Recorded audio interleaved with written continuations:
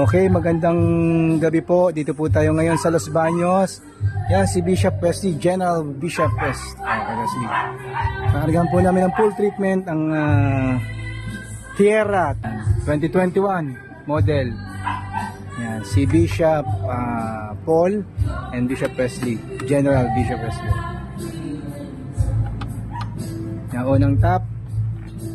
Yung extra terrific, pampaganda ng hata, ng tanggal ng carbon pala, pantanggal ng carbon, sludges. So, ayan po.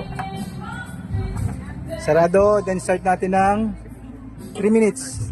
Okay. Okay.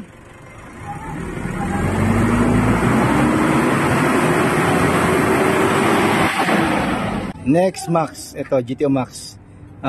Ito yung natin, metal sealant na to. So, ang gagawin na ito is yung mga micro scratches niya i-prevent niya, at saka yung wear and tear i-prevent niya.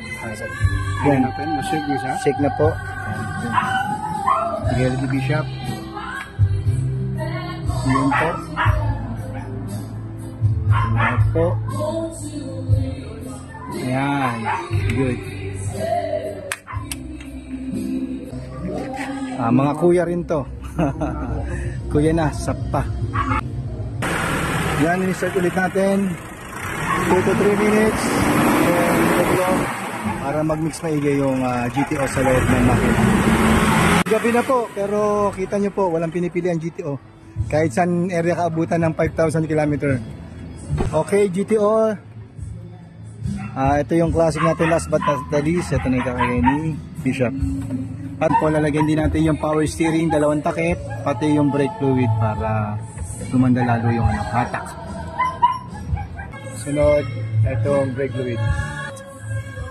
I-prepare nyo yung pag-moist ng lang sa brake. Dalawa lang.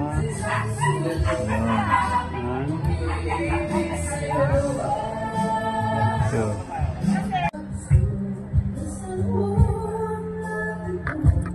yun. Nice po. Nice. Full treatment Nissan Tierra 2021. Yun, start natin. Then, sigurado po ito, walang usok ito. Gasoline naman to dahil maganda ang kanyang performance na ito. Pero salamat kay Bishop Wesley. Nagtiwala siya sa paggamit ng GTO. At kay Bishop Paul, ayan po. Siya pong isa po sa testimony na nakargahan to. Pangalawang beses na po to, pangalawang full treatment na po ng Nissan Tierra na to dahil nagpa-drain siya nung unang karga. So, mapera to si Bishop. So, okay na okay. Ay, thank you. Yun, Bishop. Ano po masasabi nyo sa GTO gamit nyo sa Nissan nyo? Yung unang... Okay, ano pa po? Treatment ng Mami ka kami before. So, yung unang gamit namin dito, nilagay ko dito, okay naman siya. Okay siya. Kaya, hinahanap ni Ate Evelyn. Oo. Okay. Para, naranasan na nila Oo. So, dito sa Innova ko. Sa Innova, ito rin, kargada po ito ng GTO. Dalawang beses ito na full treatment din. Gasoline ito Gasoline okay siya. Okay itong gasoline. Yan. Yan. Last full.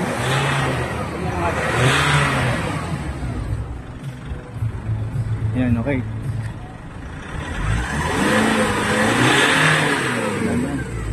Dahan-dahan, baka naman mabigla. Okay. Wala naman, wala ito.